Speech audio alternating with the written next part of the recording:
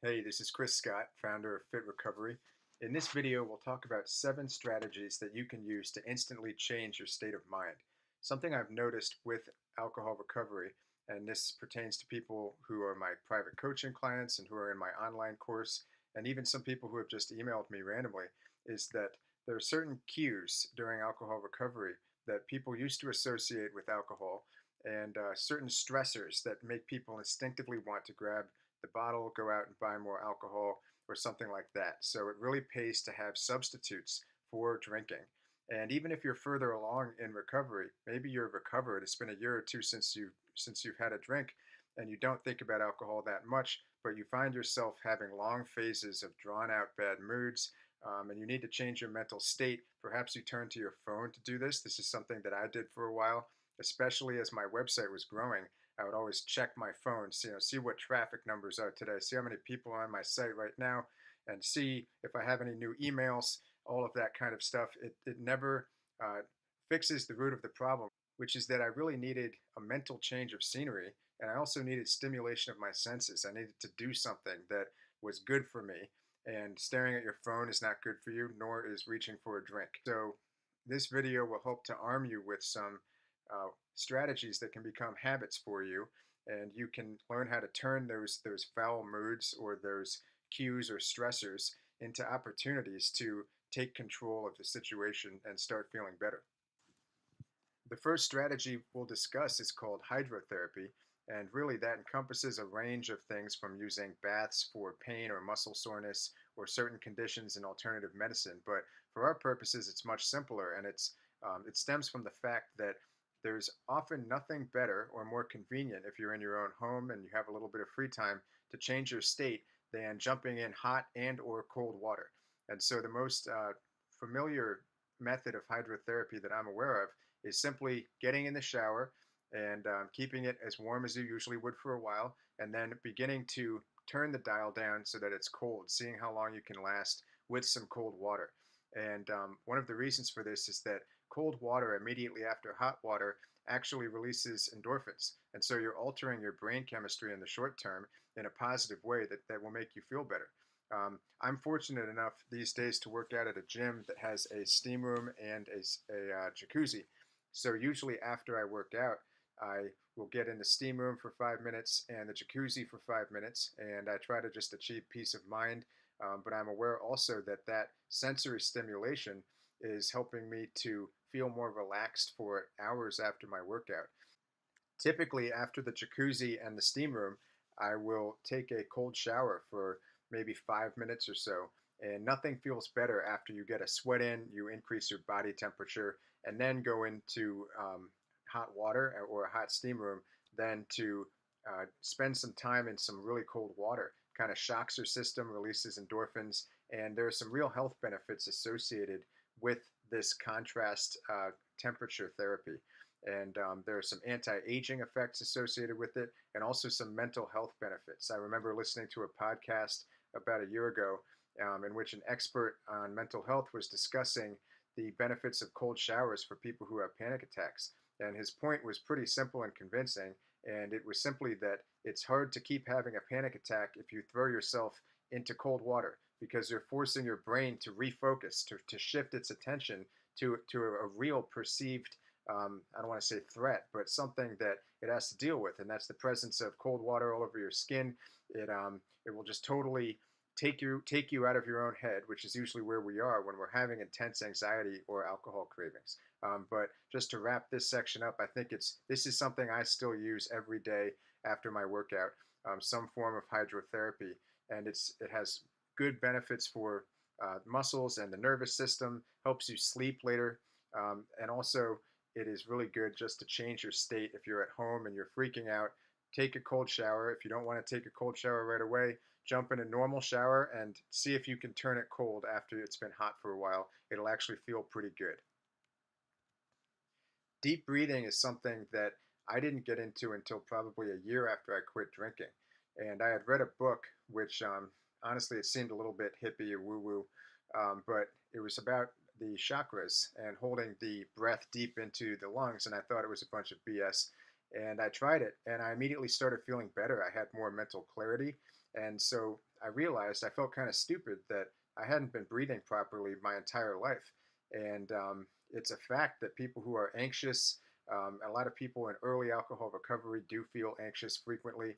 Notice your breathing patterns when you feel anxious, because chances are you're taking shallow breaths, you're not breathing deep into your lungs, and that means you're not oxygenating your brain and your organs. Deep breathing has been shown to be effective for anxiety, depression, low motivation and low energy, and even chronic pain. I'm not an expert in deep breathing. I simply realized that when I started taking deeper breaths on a daily basis, especially when I felt stressed, I felt better and I was able to achieve a better sense of life on a daily basis. But you can read more about breathing methods if you look at the Wim Hof method. Wim Hof is also known as the Iceman, and he does crazy things like uh, hold his body in freezing cold water for world records and go for runs in the tundra. And he claims that he uses breathing techniques to do it. A lot of yoga instructors utilize specific deep breathing techniques in their classes and for one-on-one training sessions. Um, Meditation gurus often use deep breathing to help people achieve greater focus and a better sense of well-being. So this is certainly something that is worth considering when you want to change your state. Consider whether your brain is fully oxygenated. There are actually some experts in depression who have hypothesized that some forms of depression are actually due to insufficient oxygenization of the brain. So if you feel stressed out, take a few deep breaths. It's almost cliche, but it certainly is effective.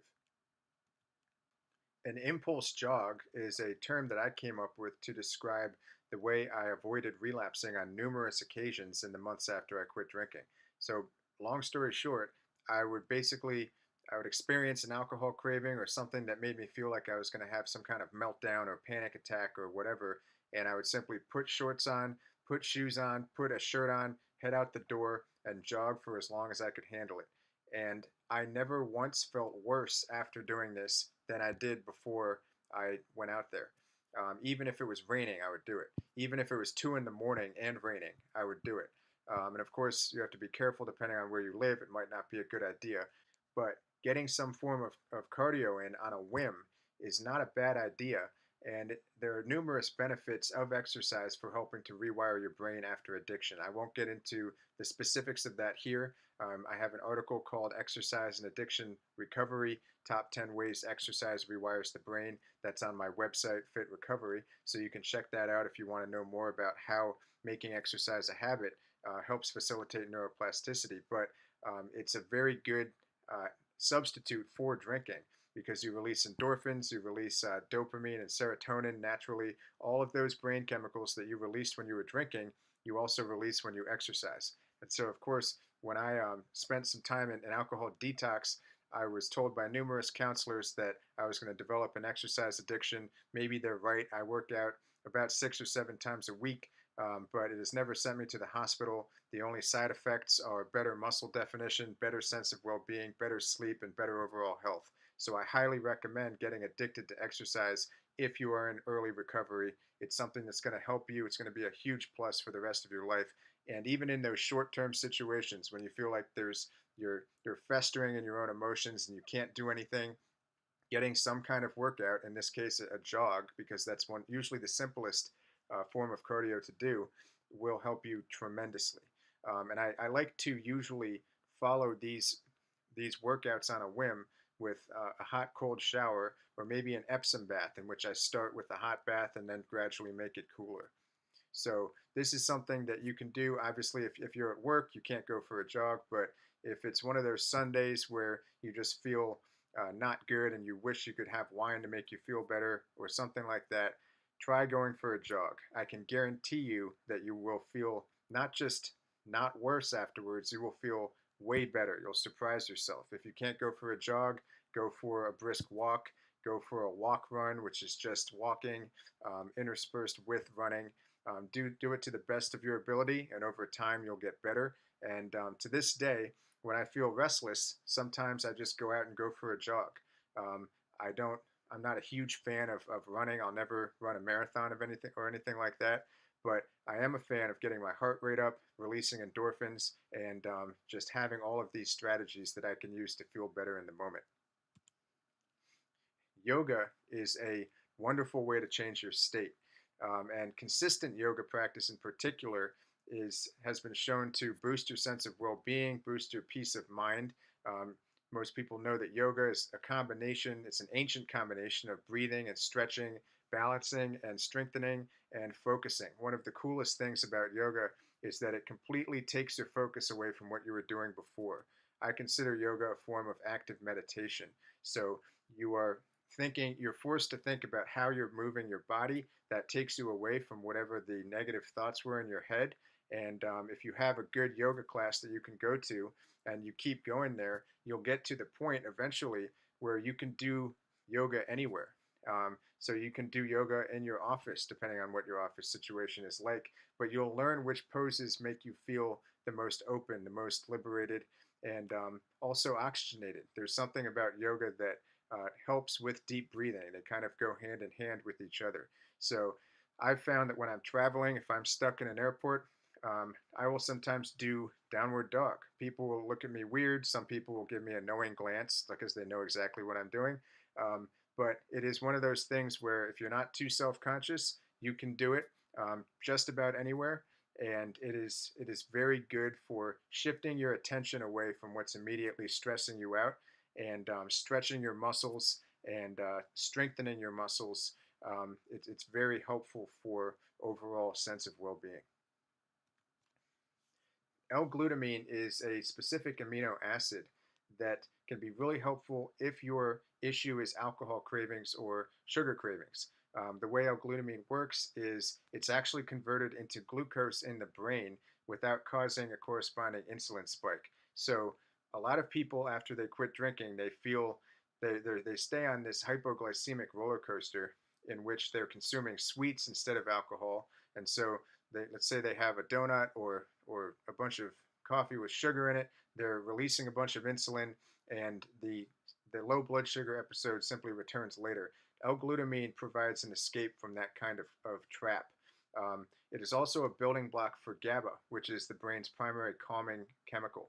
So, assuming that you're consuming enough vitamin B6 from your diet or from a B supplement or a multivitamin, you will be able to turn L-glutamine into GABA.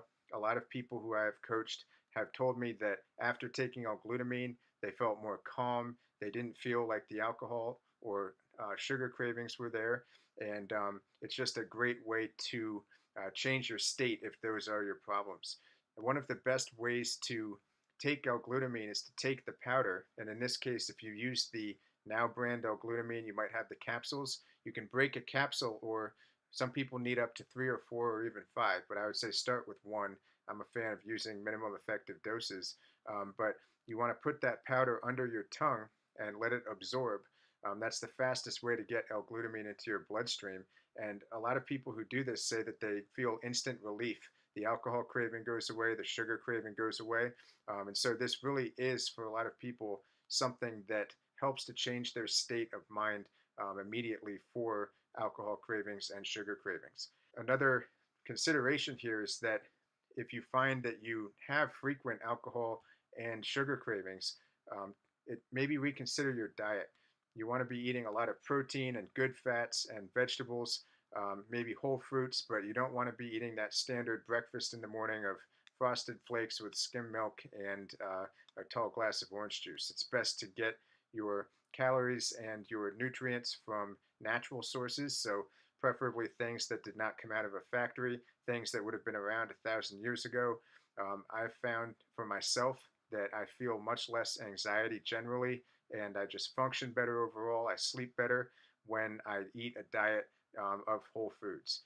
But for those specific moments, if you feel, especially if you quit drinking in the last few weeks and you still have alcohol cravings, that's normal. L-glutamine can help change your state. Focusing on other people is huge for changing your state, and that's because we're wired. It's human nature to value social bonds and have interpersonal interaction on a daily basis. One of my favorite quotes from Tony Robbins is, "You feel what you focus on." So if you spend a lot of time alone, a lot of people who quit drinking tend to be isolated for various reasons. Maybe you lost your job recently. Maybe you just don't go out to the bars that you used to go to. and there's this sense of longing that you might even mistake for an alcohol craving. And that sense of longing or sense of emptiness is actually the absence of other people. So perhaps you're fortunate enough in that you're still surrounded with great people, but if you're not, be proactive, find people to do things with. Loneliness is very unnatural, and it can drive anyone insane. There were some studies done with rodents and other mammals showing that um, these animals that were deprived of mates, and not just reproductive mating, but other animals to be around, had weaker immune systems, and they had lower concentrations of chemicals that they needed to survive. I'm a big fan of being independent, thinking for yourself, being proactive, and being strong, but that's not the same thing as being lonely or isolated all the time.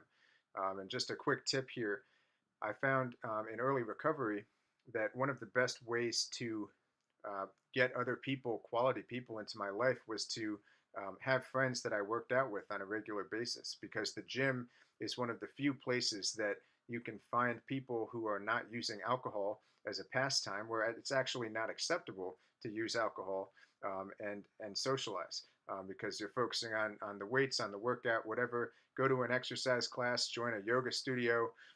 You will not be upset that you did that. But the main point here is taking the focus out of yourself. A lot of anxiety is caused by intense inner focus. It's a weirdly insular experience. And a great way to counteract that is by shifting your focus to other people, especially people who are quality and who you value. The last strategy that we'll discuss for changing your mental state is called Neuro-Linguistic Programming, or NLP.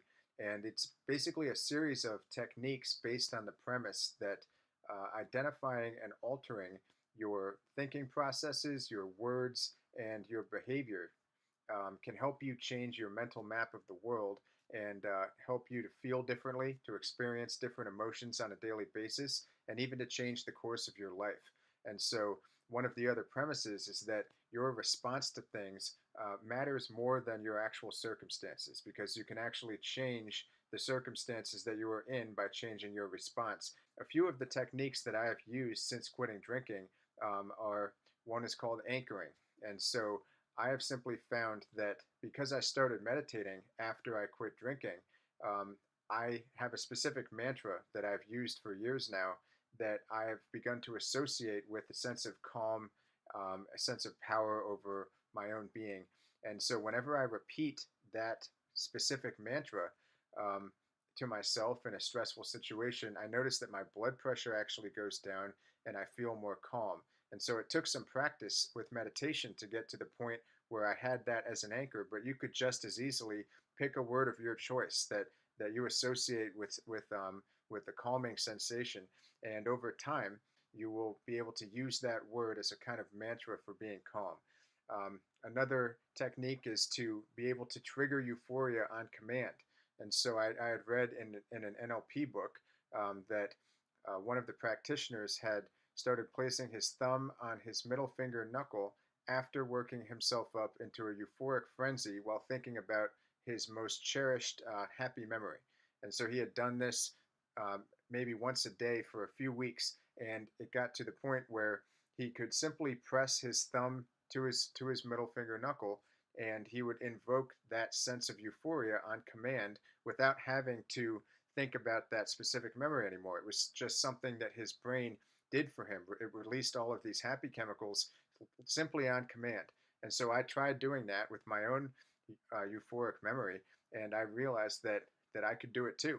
And so to this day, if I put my left thumb on my left middle finger knuckle, I can feel a change in my state. It's probably more subtle than it would be if I'd worked with a master NLP practitioner, but it is something that I've done. I did it before I gave a speech at my best friend's wedding. I've done it in situations where I just didn't feel good. Occasionally, I will do it just to get the energy to go to the gym. NLP is definitely something you'll want to study further if you are interested in changing your state. And I think, especially for people who used to turn to alcohol to change their state for everything, whether we're sad, whether we're happy, we used to drink because we had that physical addiction. It can be really liberating to discover that you have a lot more control over the way you feel in any given moment than you ever thought you did. And a lot of the time, we're simply not giving ourselves permission to feel happy. As silly as it sounds, we're not letting ourselves do it. We have all these arbitrary rules that we think falsely have to be satisfied before we allow ourselves to actually feel good.